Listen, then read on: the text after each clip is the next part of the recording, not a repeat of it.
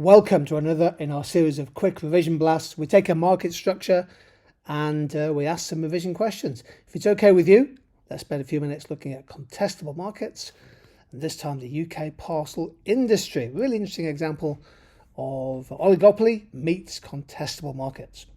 Now, the liberalisation of postal services in the UK began in the early 2000s, 20 years ago, with markets being opened up to competition. And the Royal Mail has felt the force of that competition. They were actually privatised. They moved from the state to the private sector, fully privatised in 2016. By 2021, the Royal Mail still held the highest share in the courier market in Britain, with a market share of 27%. But businesses such as Amazon Logistics and Hermes are emerging as big players in the UK parcel market. Now, strong competition, strong contestability has contributed to falling per parcel revenue on average. So Ofcom said that in 2021, the average revenue from a parcel decreased by nearly 10% from £3.71 to £3.36. A little bit of background there for you on the UK postal and parcel courier industry. And here are the top courier service providers by market share in 2021. Royal Mail, 27%, Amazon, Hermes, DPD, DHL, UPS. There's some big businesses including TNT Express, FedEx, etc. Wow. Can you please explain the difference between a working monopoly and a dominant firm monopoly?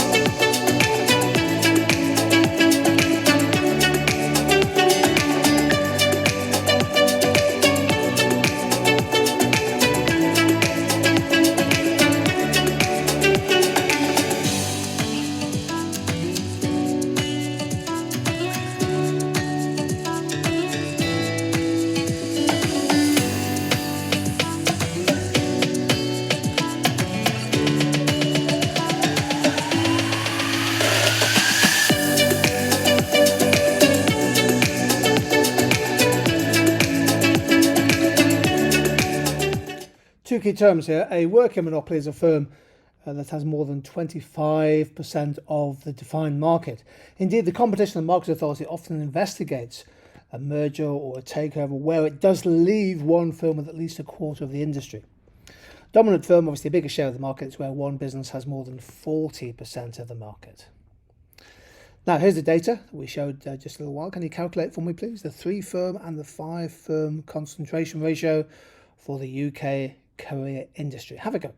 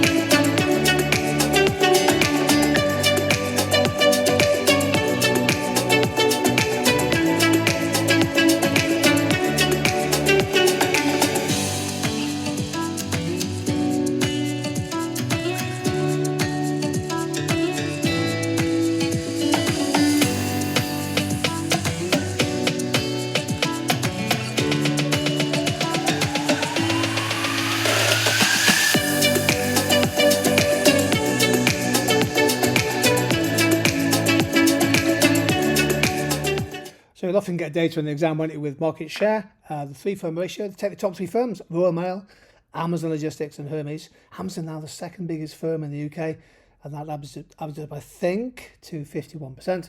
Then add on 2 more firms, DPD and DHL, another 19% takes you to 70%, which is clearly more than 60%. Do the maths, which means it's an oligopoly.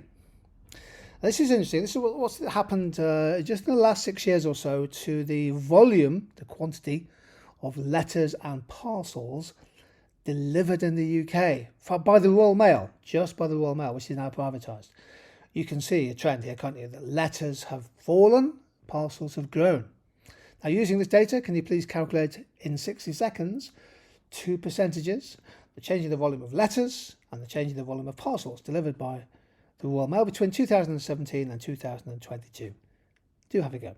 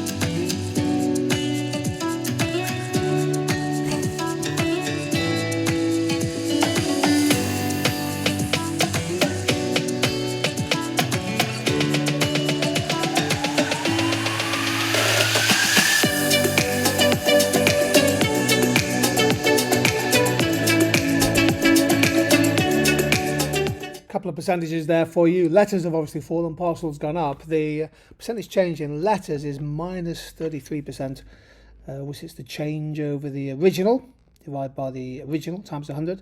Don't forget to put the minus sign in, please, minus 33%. Parcels have grown, not quite as much, by 29.8% to one decimal place. Again, show the plus sign there. Now, the reason for choosing this little quick blast in couriers is I think this is a good example of a contestable market. So can you examine two factors that affect the contestability, please, of the UK parcel courier industry? What can you come up with in 60 seconds?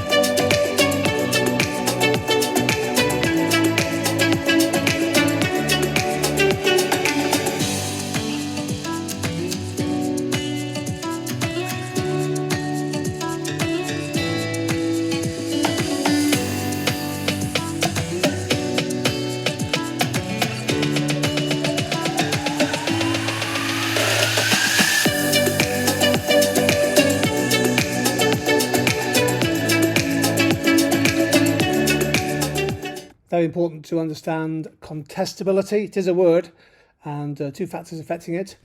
On the one hand, it's a pretty easy market to enter. As one of my students was saying the other day, this is a market where the sunk costs are fairly low. Those are the costs of leaving the market. So I think we can say this is a market with relatively low barriers to entry and exit.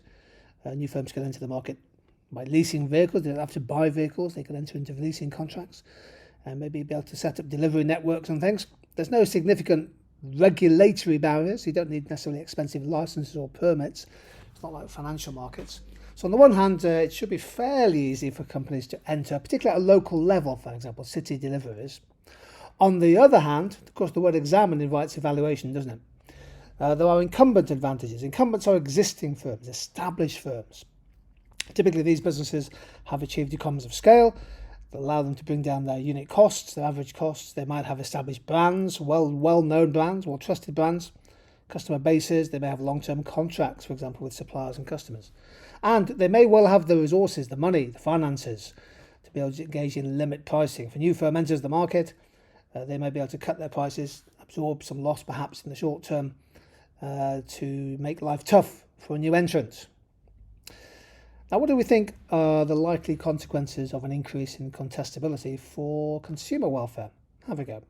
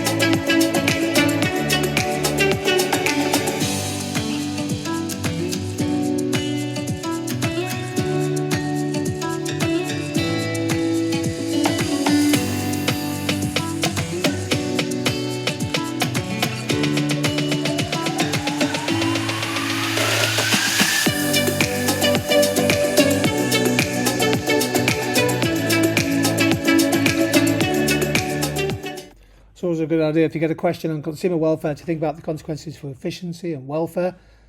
So here are a couple of points. First of all, I think contestability, the greater threat of actual as well as, the presence of actual competition, the threat of competition, can drive prices down in real terms. Ofcom did say, the extract, that the price of a parcel has fallen on average by 10% in the space of a year. If prices come down, consumer surplus goes up because of an improvement in allocative efficiency. The price is getting close towards the unit cost of production, the marginal cost of production. And you might also say there's a possibility of dynamic efficiency too. You see, these are big businesses competing. Maybe the price is pretty similar for parcels. So how do you compete? Well, delivery speed, reliability, security of delivery, very important. Tracking, the ability to track where the parcel is. And increasingly for consumers, of course, a commitment to sustainability is a dividing line, a point of difference between one supplier over another. Contestable market diagram, I asked my students to draw it, and this will be the diagram to draw. Key thing here is that if you're a profit maximizing monopoly, you produce at Q1, where marginal cost equals marginal revenue, you can make a big profit.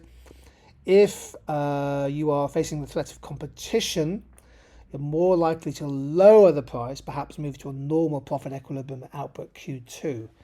So the threat of competition is likely to cause firms to price there rather than at P1. But there's no unique price and output in a contestable market. Let's just finish off with two more questions.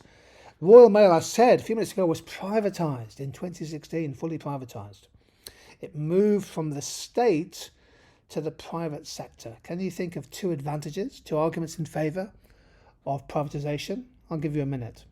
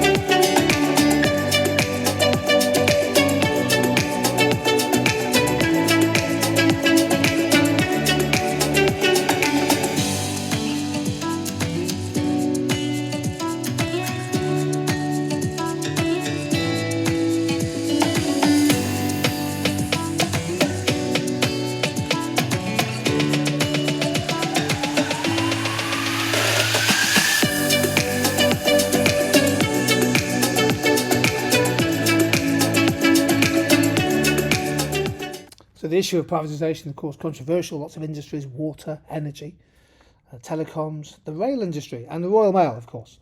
Well, one argument is productive efficiency. The Royal Mail, if it's in the private sector, might be able to improve operational efficiency, lower their unit costs, and therefore make more profits. The argument is that in the private sector, the discipline of being owned by private shareholders might drive efficiency gains. Certainly pressure to do that, isn't it, from shareholders? And indeed, if you give workers in the business shares in the business itself, that might also help to improve industrial relations. Although the Royal Mail's found that hard, obviously, as it's tried to raise efficiency. And if efficiency goes up, lower prices for consumers. Critically, I think the Royal Mail, of course, going private through a public offering of shares, it provides the Royal Mail with access to private capital. It can raise equity on the stock market. That can then be used to invest in new technologies, new infrastructure, automation, for example, which is needed to compete with those big transnational businesses, FedEx, UPS and DPD. Now, on the other hand, of course, there are people who argue the Royal Mail should be in the state sector. Can you think of two arguments, please, to finish with, in favour of nationalising the Royal Mail?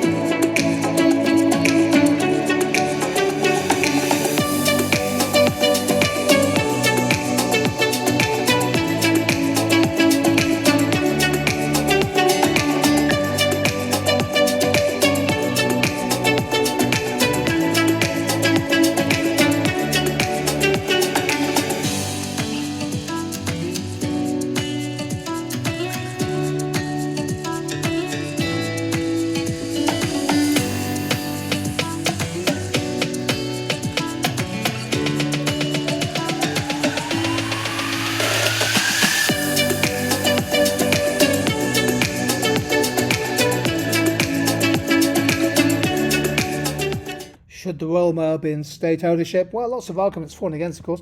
One is linked to the universal service obligation. So if you're state owned, they can ensure that the Royal Mail continues to fulfil the universal service obligation, which means that letters, parcels are collected and delivered at least once a day at affordable prices to all parts of the country. Having that kind of natural monopoly aspect of the Royal Mail is important in terms of externalities. People need to know that the postal system is working for them. Often, for example, people, maybe older residents, older citizens who don't necessarily have access to online retail, for example, they need their pharmaceutical products, they need their documents mailed to them. It's important to have that. And of course, once Royal Mail has been privatised, there's a lot of pressure to cut jobs, to cut costs. Nationalisation, state ownership can provide greater job security for workers in the Royal Mail, posters who may face uncertainty and job losses. It's also possible to have state ownership and competition. In a way, that's, the contestability of the market is probably more important than who owns the business. If you have a state-owned business, providing it faces competition, sometimes you can get the best of state ownership along with the benefits that come from competition in markets. There we go. Hope you enjoyed. I hope you found this useful, this quick revision blast on contestability and ownership in the UK parcel market. Stay happy, stay curious, and see you sometime soon.